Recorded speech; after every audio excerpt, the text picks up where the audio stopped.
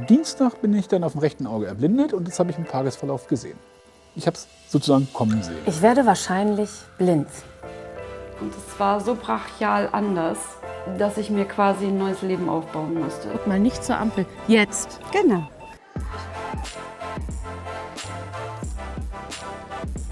Hättest du mich entführt, hätte ich dir jetzt nicht mehr sagen können, wo wir gelandet sind. Genau. Habe ich gesehen. Konntest du von Anfang an Witze darüber machen? Ja. Ja? Ach, gut.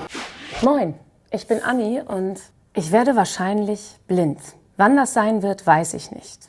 Ich habe seit 27 Jahren Diabetes und die sogenannte proliferative diabetische Retinopathie ist ein sperriges Wort, aber eigentlich eine relativ gängige Folgeerkrankung vom Diabetes. Ich weiß auch nicht, ob man sich überhaupt darauf vorbereiten kann. Aber ich möchte auf alle Fälle mit Menschen sprechen, denen das auch schon so ergangen ist. Und ich bin ganz schön gespannt, was diese doch sehr persönliche Reportage mit mir macht. Los geht's.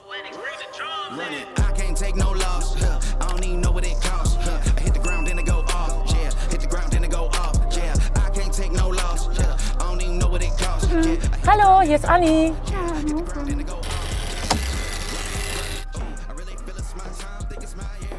Hallo, ich bin gleich da. Hier bin ich. Hallo, ich habe ganz kalte Hände, wie du merkst. Wollen wir zuerst mal in die Küche gehen? Da kann ich dich erstmal versorgen. Linda konnte schon immer schlecht sehen, denn sie ist mit einer bösartigen Form der Kurzsichtigkeit geboren worden. Das Fiese an dieser Form der Kurzsichtigkeit ist, dass sie sich schubweise verschlechtert. Vor 4 Jahren hatte Linda so einen Schub. Ihre Sehkraft verschlechterte sich von 30% auf 0,05%. Linda konnte noch hell von dunkel unterscheiden und schemenhaft etwas erkennen. Weitere 2 Jahre später kam der nächste Schub. Seitdem ist Linda blind. Ich wusste seit ich denken kann, dass ich irgendwann blind werde. Das wusste ich. Ja. Aber das Wissen darum bereitet dich nicht ansatzweise darauf vor, wie es dann tatsächlich ist. Das musste ich lernen. Und es war so brachial anders, dass ich mir quasi ein neues Leben aufbauen musste. Also ich bin in ein Riesenloch gefallen. Ich habe mich in die Psychiatrie einweisen lassen, weil ich war am Ende. Ich wollte das alles nicht. Und dann habe ich mich da aber ganz gut wieder raussortiert. Wenn du noch ein bisschen was erkennen kannst, dann konzentrierst du dich voll darauf. Also 80% der Dinge, die wir wahrnehmen, kommen über die Augen. Und verhinderst damit, dass andere Sinne sich besser ausbilden können. Ist das denn tatsächlich so? Also ich habe immer das Gefühl, das ist so ein Ammenmärchen, was man sich erzählt, dass sich Sinne nochmal schärfen, wenn ein Sinn verloren geht. Sie entwickeln sich ja nicht nochmal. Also mein Gehör wird ja nicht wirklich besser. Also das ist ja, ne? Aber das Gehirn konzentriert sich anders drauf. Zwischen noch ein bisschen was sehen, wo das Gehirn trotzdem versucht, immer noch sich auf die Augen zu fokussieren. Und erst als das weg war, habe ich gemerkt, oh, in riesen Schritten entwickelt sich plötzlich mein Tastsinn besser. Meine Haut nimmt viel mehr wahr als vorher. Also ich glaube, das war auch das, was ich lernen musste, dass man quasi ein neues Leben beginnt. Was ja auch eine Chance sein kann, ne? Weil du musst alles von Neuem lernen. Das war mir so nicht klar, dass man selbst das Essen und Trinken neu lernen muss. Es ist ja nicht nur so, dass du lernen musst, das Glas voll zu schenken. Das ist ja Step 2. Man muss ja erstmal lernen, auch das Glas zu greifen und das Glas zum Mund zu führen und die Gabel zu greifen und wieder das aufzuspießen und es zu finden und also einen Socken anzuziehen, einen Schuh rechts und links wieder in den Griff zu kriegen. Das ist so fundamental, dass ich einfach jetzt aus meiner Perspektive behaupte, es ist ein komplett neues zweites Leben, was du beginnst. Geholfen haben Linda dabei spezielle Hilfsmittel für sehbehinderte Menschen. Die Auswahl ist groß. Was dann wirklich hilft, ist ganz individuell. Linda hat sich nur für wenige Hilfsmittel entschieden. Was ich unbedingt brauche, weil seit letztem Jahr habe ich wieder kochen gelernt. Es gibt tatsächlich Das ist das Wichtigste übrigens. Ja. Das ist die wichtigste Frage, die du mir jetzt beantwortest. Unbedingt, ohne dem geht gar nichts, ist die sprechende Waage. Beim Kochen musst du immer alles irgendwie abmessen. Ja, also das Krasse ist, ich würde jetzt sagen, nee, ich koche ja immer nach Augenmaß. Dann wäre das 200 Gramm Linsen, dann möchte ich dich sehen, wie du das nach Augenmaß machst. 200 Gramm Linsen, ja, müsste ich mit Löffeln versuchen. Ja, ist auch ein bisschen schwierig. Aber das ist ganz einfach. Man tippt ja drauf, dann spricht sie mit dir. Jetzt packe ich da mal was drauf. Ja. Jetzt. 656 Gramm. Alles klar. So. Kommen wir zum nächsten absolut wichtigen Hilfsmittel. Das wird in die Tasse gesteckt und dann schenkst du ein und so wie Flüssigkeit hier an diese Metallteile kommt, ich weiß nicht, magst du mal anfassen? An diese Metallstifte kommt, dann fängt er an zu fiepen. So, und wenn du jetzt weitergehen würdest, dann wird das Geräusch immer ätzender. Warte. Oh, okay, alles klar. Dann weißt du, okay, hör auf. Ja, das sollte man mal mit Schnaps machen, dann wüsste man auch, wann das Glas mal ein bisschen zu voll ist, ne? Großartig. Ja. Also ich finde es super, dass es bereits diese Dinge gibt. Bei all dem Unvermögen, sich auf das, was mit einem emotional dann vielleicht passiert, vorzubereiten, ist es schon nicht schlecht zu wissen, dass es wenigstens etwas gibt, was einem technisch durch diese Zeit hilft. Also von daher, ich finde es gut. Ab und zu mal ein bisschen eckig. Meine Achillesferse ist tatsächlich das Lesen. Ich habe mir damals vor 15 Jahren extra eine Bücherwand, also eine Bibliothek bauen lassen, weil das mein Leben war. Und ich gesagt habe, ich möchte mal irgendwann ein Zimmer haben, wo es nur diesen Stuhl gibt und die Bücherwand und sonst nichts. Nur deswegen sind sie mitgekommen, weil ich jedes einzelne Buch hat eine Geschichte für mich. Das ist immer noch unendlich schwer. Ja. Das war mein Leben vorher. Ne? Und jetzt, das ist wirklich etwas, wo ich sage, das ist vorbei. Jetzt. Bleibt schwer. Das bleibt schwer. Ja. Das Wetter ist heute besonders schön. Wollen wir rausgehen? Ja. Und dafür ist das Navigationsgürtel genial. Da wirst du sehen, dass es vibriert. Ne? So ein bisschen da. So, und wenn ich das jetzt auf Norden stelle, dann müsste es, hier ist Norden, dann müsste es da vibrieren. da ne? vibriert's Da doll. merkst du es dann. Ja. Ich mache die Tür zu. Ja. Jo. Okay. Sie ist schneller als ich.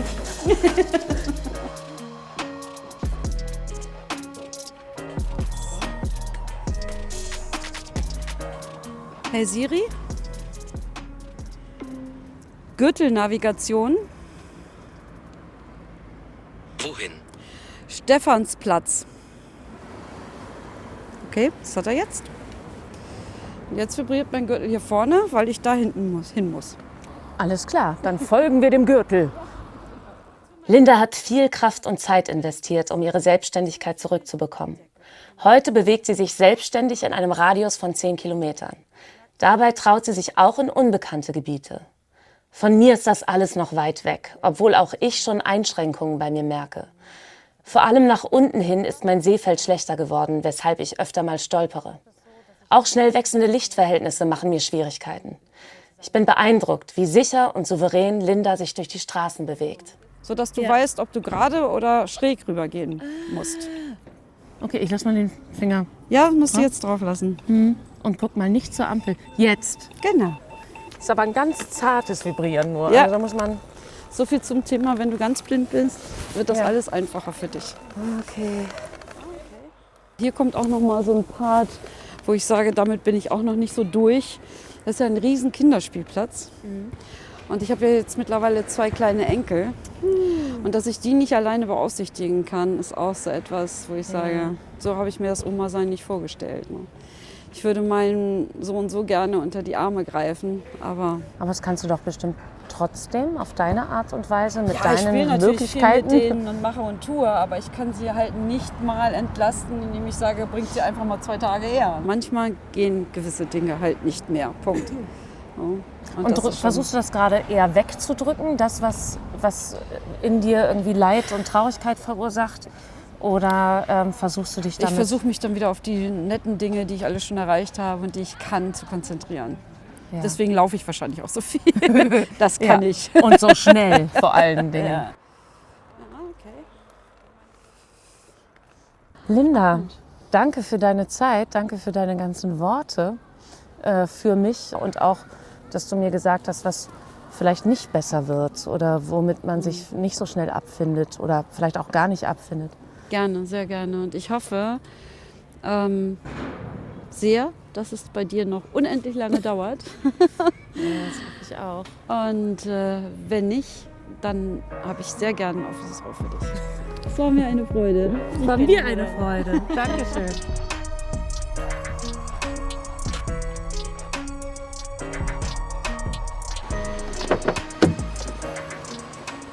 Wir sind jetzt hier in Hameln und hier treffe ich mich mit Laura. Sie ist Mobilitätstrainerin und hilft blinden Menschen, sich im Straßenverkehr wieder zurechtzufinden. Heute ist Carina bei Laura im Training und da darf ich gleich erst einmal zugucken. Später werde ich es aber auch selbst ausprobieren. Ich bin gespannt, was ich heute mitnehmen kann. Hallo, Laura? Carina? Hallo, ich bin Anni. Moin. Hallo, Carina. Schön, euch zu treffen. Bist du jetzt gerade bei Laura regelmäßig in einem Mobilitätstraining? Ja. Was hast du denn bisher gelernt bei Laura? Ja, angefangen haben wir mit der richtigen Stoppführung, der Haltung.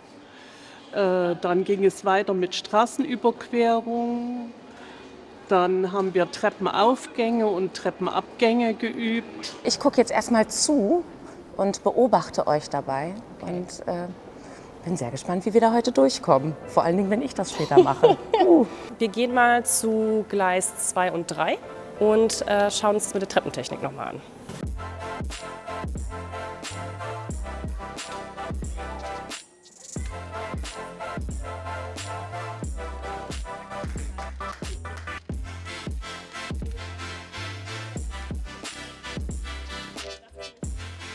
Ja, meistens bin ich in Begleitung meines Mannes. Aber wie gesagt, durch dieses Mobilitätstraining möchte ich auch gerne wieder mal alleine mit der S-Bahn nach Hannover fahren und dort meine Tochter besuchen. Ohne den Mann. Und den Mann. Ja, das kann ich. Ich kenne deinen Mann nicht, aber ich kann das verstehen, dass du das gerne auch selber mal alleine machen möchtest.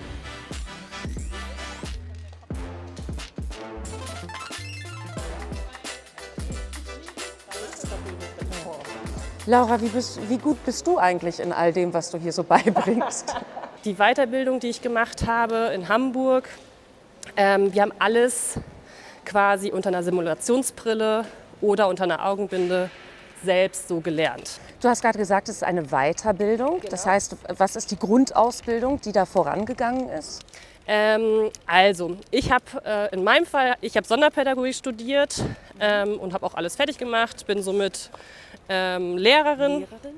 Es hat mir auch immer Spaß gemacht mit den Schülern, aber irgendwie wollte ich noch was anderes. So, und es ist aber natürlich keine Voraussetzung, jetzt 5 Jahre irgendwie ein Lehramtsstudium zu machen und dann noch irgendwie die Weiterbildung draufzusetzen. Voraussetzung dafür, dass man die Weiterbildung machen kann, ist eine 3-jährige Berufsausbildung zu haben im pflegerischen, medizinischen, sozialen Bereich. Irgendwas, sage ich mal, was schon mit Menschen zu tun hatte.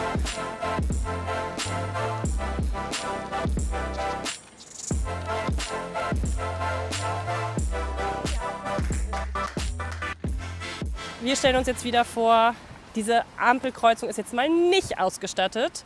Ja. Wie war die Regelung? Wie machst du das? Erklär mal kurz. Muss ich mich auf das Geräusch verlassen, wann die Autos anfahren im Parallelverkehr. Okay. Jetzt fährt der Parallelverkehr los. Jetzt könnte ich gehen.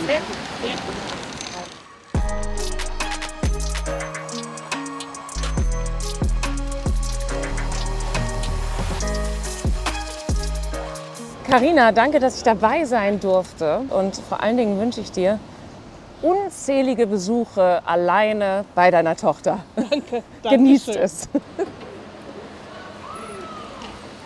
Es ist eine Augenbinde. Das ist die einfachste Möglichkeit, jemanden blind zu machen. Aber Blindheit bedeutet Vielfältigkeit. Das heißt, dass jemand wirklich schwarzblind ist. Ne? Vielleicht kann jemand noch so mit dem Handy lesen. Vielleicht kann jemand noch Umrisse erkennen. Somit ist Blindsein einfach was komplett Unterschiedliches. Aber da es die einfachste Art ist, machen wir dich jetzt quasi so blind.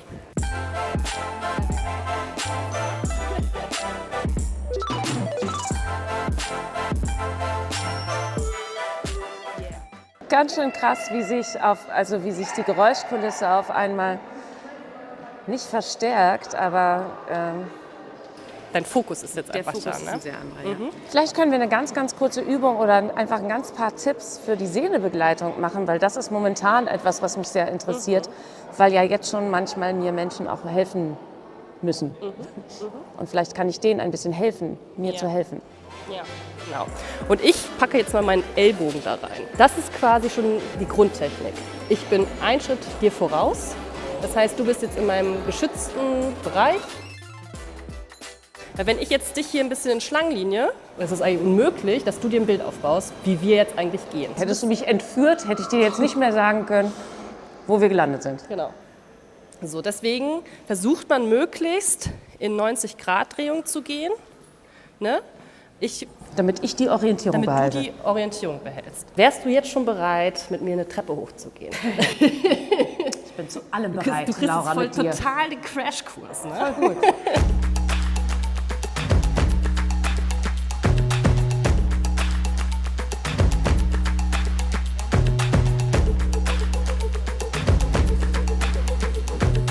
Reicht dir das soweit jetzt Ja. für Sehnebegleitung? Bist Gerne. du jetzt bereit schon Für den Langstock. für den Langstock? Ich bin bereit für den Stock.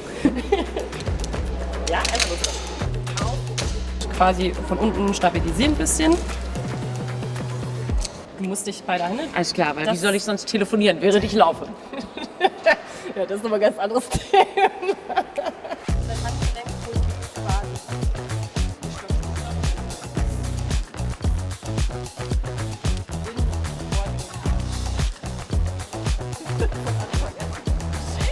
Hier ist ja ein Busbahnhof.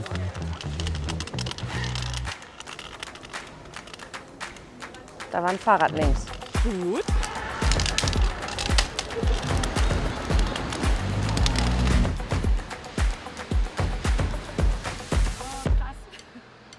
Danke, dass du mir das alles gezeigt hast und auch, dass ich dich und Carina begleiten durfte.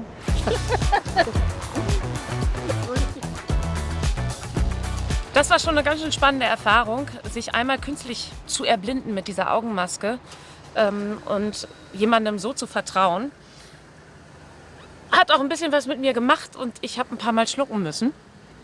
Aber nicht so lange jetzt darüber nachdenken, denn ich darf mich mit noch einem Menschen unterhalten, mit Martin, der auch innerhalb seines Lebens erblindet ist, und den holen wir von der Arbeit ab. Martin hat nämlich trotz seiner Erblindung nicht aufgehört zu arbeiten und ist beschäftigt bei der Norddeutschen Landesbank in Hannover. Hallo Martin, ich komme auf dich zu. Moin. Vor 5,5 Jahren hatte Martin einen Augeninfarkt und wurde auf dem linken Auge blind. Warum das passierte, weiß man nicht. Durch die Erblindung auf nur einem Auge funktionierte das räumliche Sehen erst einmal nicht mehr. Das Gehirn muss sich erst daran gewöhnen. Martin hat in dieser Zeit vor allem das Autofahren vermisst und war froh, als das nach einem halben Jahr wieder möglich war. War das toll, wieder die gewohnten Geschwindigkeiten zu haben. Bisschen Freiheit zurück, ne? Total. Ne? Wenn ich will, geht's los. Und dann hatten wir ich bin in dem Jahr 40 geworden, hatte ich einen Gutschein bekommen zu meinem Geburtstag für ein verlängertes Wochenende nach München. Wir sind im August nach München gefahren für dieses Wochenende. Donnerstag hin, ins Prähistorische Museum. Und auf einmal hatte ich Sehausfall auf dem rechten Auge. Also die Biopsie hat erst am Mittwoch stattgefunden, aber am Dienstag bin ich dann auf dem rechten Auge erblindet und das habe ich im Tagesverlauf gesehen. Ich habe es sozusagen kommen sehen.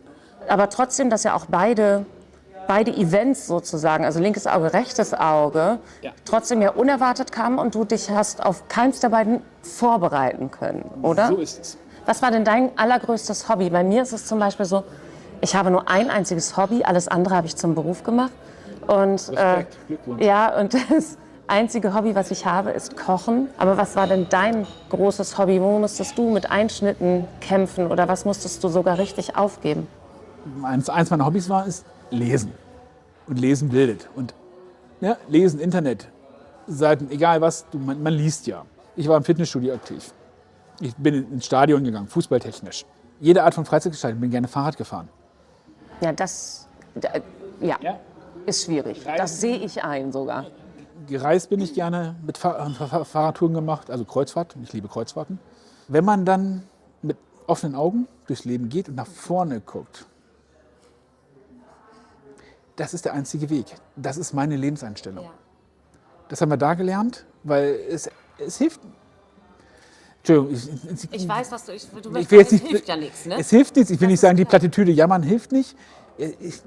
Ich weiß, dass Gott sei Dank meine Frau und ich, wir in unserem Kombi damit echt gesegnet sind, dass wir das so machen können, dass wir das so geschafft haben. Wie hat dein Arbeitsplatz darauf reagiert, dein Arbeitgeber? Haben die sofort gesagt, juhu, Martin, wir hatten schon Angst, dich zu verlieren, aber wir machen alles möglich, damit du hier bleiben kannst. Tatsächlich habe ich das erfahren. Echt? Ja. Du musstest nicht drum kämpfen, nix. Definieren wir darum kämpfen. Ich kämpfe immer noch darum, dass die Technik so funktioniert. Das wollte ich gerade sagen. Genau, also musste neue Technik angeschafft werden für Also deinen Arbeitsplatz. Und hat das der Arbeitgeber bezahlt? Oder? Die Rentenversicherung ist der Kostenträger. Rentenversicherung, Weil meine ich schon Güte. lang genug Beitragszahler bin. Aber die Grundintention war einfach, dass ich dadurch einfach privilegiert war, dass auch mein Arbeitgeber Interesse hatte, mein Know-how zu halten, zu benutzen. Ich war noch nie in meinem Leben in einem sozialversicherungspflichtigen Angestelltenverhältnis. Ich bin selbstständig seit ich 18 bin, glaube ich. Okay. So, oder 19. Und von daher kann man mich ja auch nicht rausschmeißen aus meinem Beruf. Aber Richtig. ich müsste meinen Beruf an sehr vielen Stellen neu erfinden. Ich werde immer singen können. Und wenn man mich so auf die Bühne bringt, dass ich weiß, wo vorne ist es hilfreich. Ne? Aber vielleicht wird es bei mir auch mal so sein, dass ich wenigstens weiß, wo das Spotlight ist und mich dort immer hinbegeben Das werde. fühlt man, ne? Kann ich nachvollziehen. Kann ich auch nur empfehlen, sich einfach Informationen zu holen und einfach ein Gefühl der Vorbereitung zu haben, ist auch da. Und du hast die Ansprechpartner, weil dann, wenn es soweit ist, musst du das dann holen, was du brauchst. Weil du hast dann, wenn es soweit ist, hast du genug Zeit, um viele Sachen neu zu machen. Ja, treffsicher. Habe ich gesehen.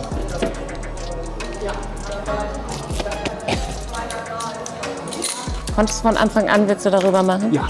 Ja? Oh, gut. Ja, jetzt bin ich mal gespannt, du.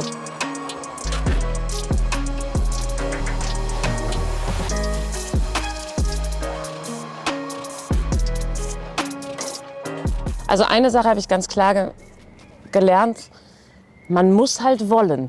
Ja. Sonst geht es Definitiv. nicht. Definitiv. Ja. Danke für deine Leichtigkeit. Die tat mir Gerne. sehr gut zum Abschluss dieses doch sehr, auch für mich emotional anstrengenden Tages.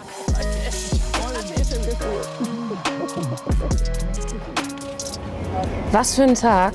Ich bin ganz schön platt und ziemlich voll mit Eindrücken und Worten und guten Ratschlägen. Und die werde ich, glaube ich, auch in den nächsten Tagen und Wochen noch mal sehr in mir bewegen. Das, was ich heute gemerkt habe, ist, dass alles, was wir heute gemacht haben, nur ein Spiel für mich ist. Noch. Ich hoffe für mich, dass ich weiterhin so positiv und lichtdurchflutet durch diese Zeit gehen werde, bis es dann irgendwann soweit ist. Ich habe verstanden, dass ich mich nicht richtig darauf vorbereiten kann. Aber wenn es soweit ist, dann hoffe ich, dass ich all diese Ratschläge, die ich heute bekommen habe, irgendwie in mir wieder hochholen kann. Meine Mama sagt immer, man soll die Katastrophe erst genießen, wenn sie eintritt. Und ich finde, das ist ein sehr, sehr schlauer Satz. Deswegen will ich auch nicht wissen, wann es soweit sein kann. Ich möchte nicht sehenden Auges durch die Welt gehen und immer nur denken, das muss ich noch gesehen haben, weil vielleicht kann ich es bald nicht mehr. Auch wenn ich irgendwann nicht mehr sehen kann, werde ich trotzdem gesehen.